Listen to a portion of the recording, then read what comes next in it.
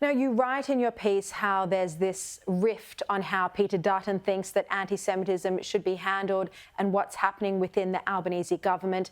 You cite that some politicians, including Tony Burke, but also you say the normally sensible Murray Watt, have been unable to condemn the protests at the Sydney Theatre Company. Can you talk to me about why the Albanese government finds it so difficult to unequivocally say anti-Semitism is not good enough and to actually put it on the national agenda and deal with it? Well, I think this is a real problem, and I think it's going to be important in revealing the character of the Albanese government, and I think the government should reflect upon this. So the way I interpret the government's position at the moment, the government wants to play down this issue in the community, and it thinks that the best approach as far as the government is concerned is not to talk about it.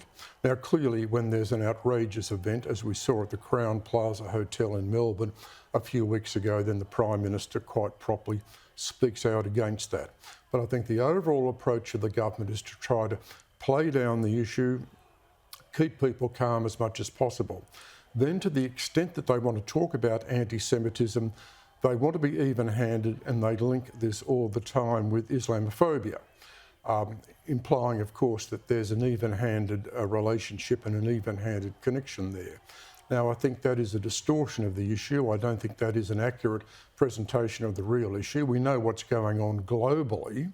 We're seeing a very significant increase globally in anti-Semitism. I mean, this is a civilisational issue, and we're seeing it also in this country, although not as badly as we're seeing in some other Western nations.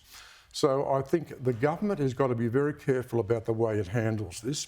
In relation to the Sydney Theatre Company, it's sad and pathetic to see senior ministers in the Albanese government not even able to take the stand the Sydney Theatre Company took against the antics of these actors, and pretending, we have these ministers pretending that this is about artistic freedom. Well, that's nonsense.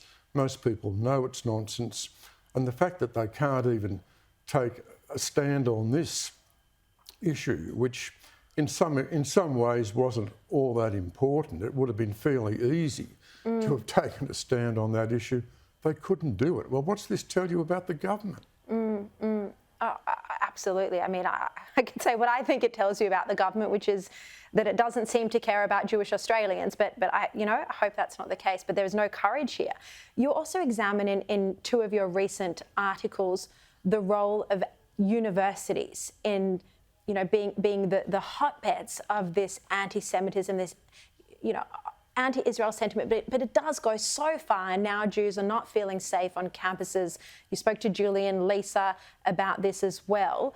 What can be done in this situation? Do we need to see more leadership from university chiefs, Well, chancellors? absolutely we need to see more leadership. It's extraordinary. I mean, I spoke to Allegra Spender and Julian Lisa last week. They were both very firm on this issue. There is a fundamental problem in the university sector in this country. Julian Lisa referred to various surveys that have been done. It's clear that to a significant extent, Jewish students feel unsafe on campus.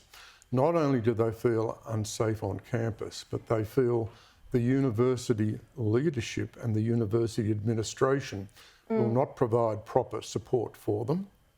So I don't think there's any doubt there's an issue. We've seen, of course, what's happened over recent days in the United States in relation to Penn, Harvard and MIT, where the leaders failed completely in the evidence they gave. And we've seen at Penn, the president and the chair of the board have had to resign. This is extraordinary. So anyone who thinks there's no moral crisis, well, that doesn't stand up at all. There's clearly a fundamental crisis, a fundamental moral crisis going on in some of our elite American institutions. And I think all the evidence and the surveys point to the fact there is a problem in the Australian university sector. Look, the piece you wrote on anti-Semitism before this most recent one, you spoke to prominent Jewish Australians and other figures, and you detailed about how this anti-Semitism we're seeing in Australia truly is unprecedented for Australia. It's you know, it's gotten so bad, and yet, as you just said a moment ago, Anthony Albanese and his ministers want to pretend it's not happening. They don't want to make a noise about this issue. I mean, you can't just look the other way and pretend a crisis isn't happening, that a crisis in social cohesion isn't happening.